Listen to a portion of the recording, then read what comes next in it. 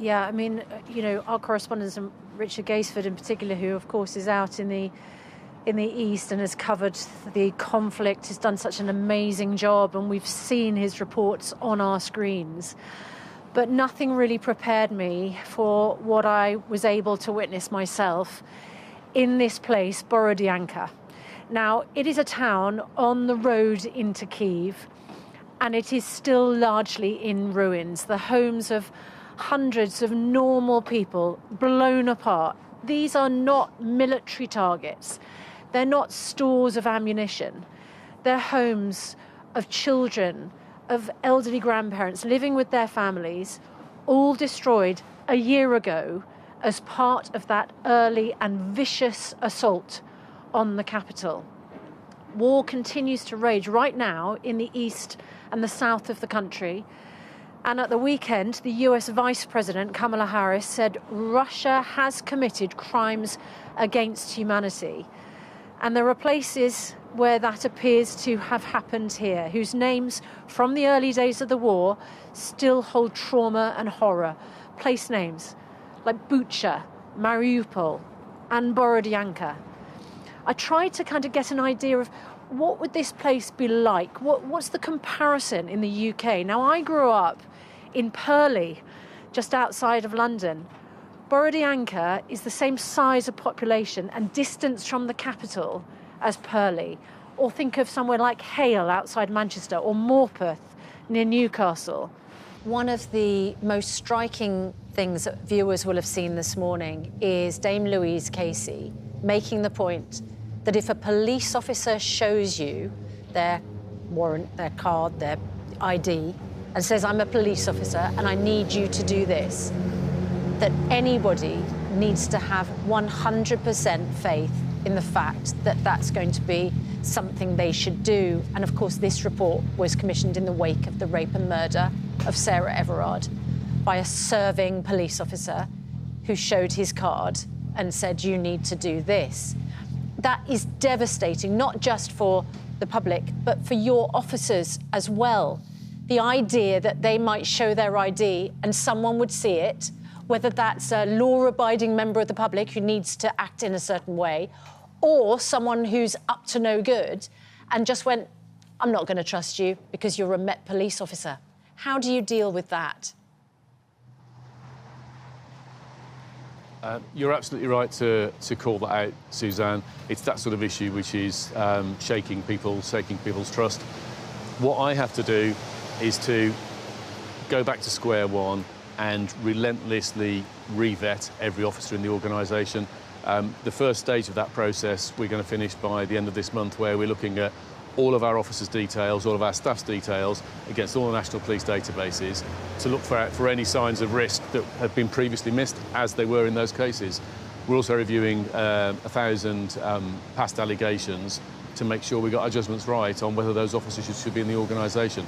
So I'm relentlessly working through to spot any chance whatsoever that we've got other individuals who are prompt in the organisation.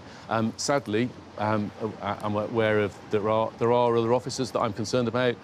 We're suspending more officers, we're dismissing more officers, and we're getting through that cleansing process that needs to happen. And I need Londoners to work with me as I do that cleansing process. And meanwhile, the vast majority of my good men and women, they care about this. They're giving me the information that's helping me do that.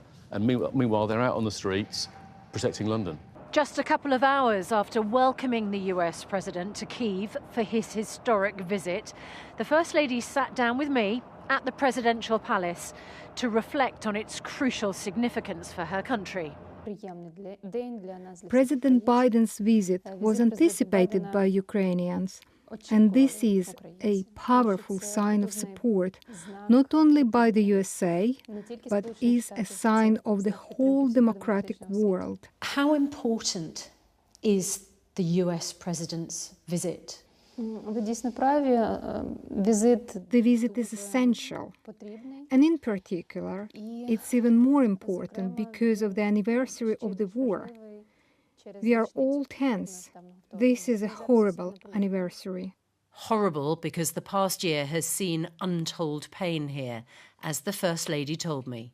The prosecution office in Ukraine has registered 150 rape cases where the actions of Russian occupiers are documented. The youngest victim is 4 years old. The oldest is 85. You know, and I've said this before, there's always that mother's instinct. And just before he left, you know, there was a message that, I don't know, maybe, you know, powers from above, that said to me, give him a hug, because you just don't know if this is going to be your last. And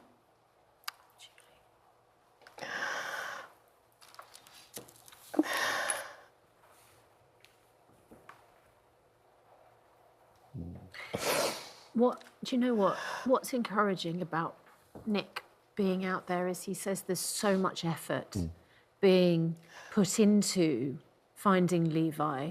The police are on it. We've seen the signs around on lampposts, podcasts. Are you encouraged by how much people are doing to try and find Levi and try and find out what happened to him? I've had a lot of support with family, friends, and of course the private investigator's been working, you know, very hard. Yeah. And the Spanish police, they've done their bit as well. But I think where it's been quite difficult is, you know, not sort of having the information come through, because of course there's the language barrier. You know, having to sort of go via the British consulate before, you know, and then the feedback is of news or updates is very slow. Is it?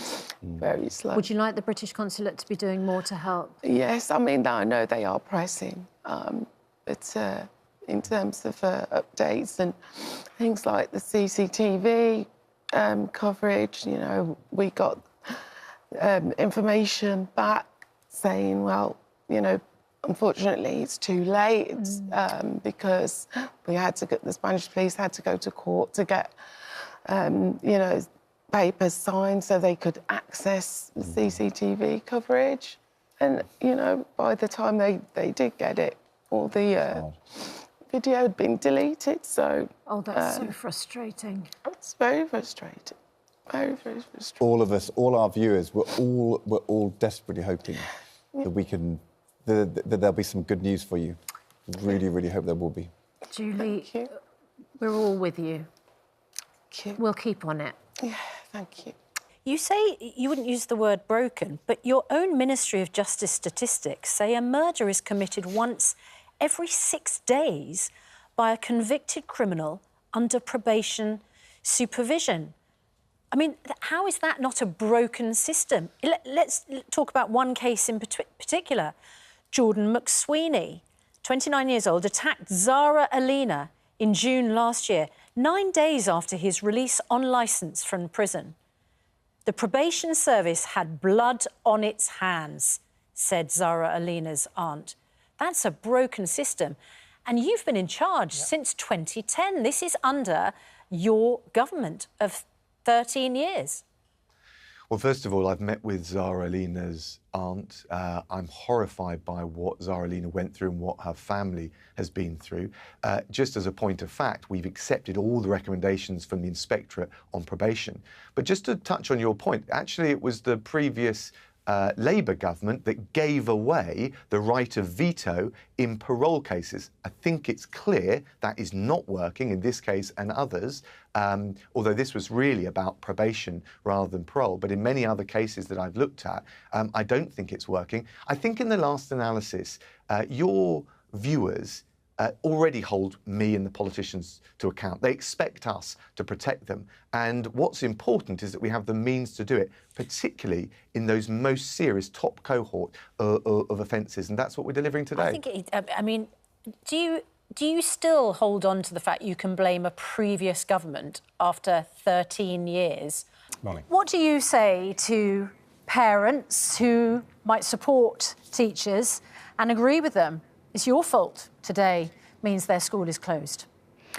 Well, I think what I'd say to parents is we're trying our very best to do two things. One is to make sure that we have a world-class education for children, and that means we need to recruit and retain the best teachers. So I'm very much alive to that. But we also need to make sure that we don't fuel inflation. The trouble is, all people hear is, my bills are going to go up. Will they? No. And in fact, actually, that £100 shift would be from gas to giving the money off electricity instead, largely because the whole economy is moving towards electricity. First of all, I should say we've been really stung by Putin. So can we just establish that? Sorry, Mr. Shapps. So yes, you're saying that gas bills will not go up in order to shift towards electricity?